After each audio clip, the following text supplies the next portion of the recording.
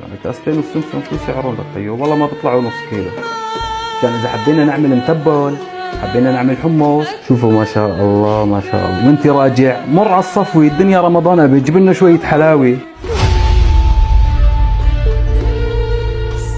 عندنا كاستين السمسم هذول لازم ندفيهم، نحطهم بالطواي هيك.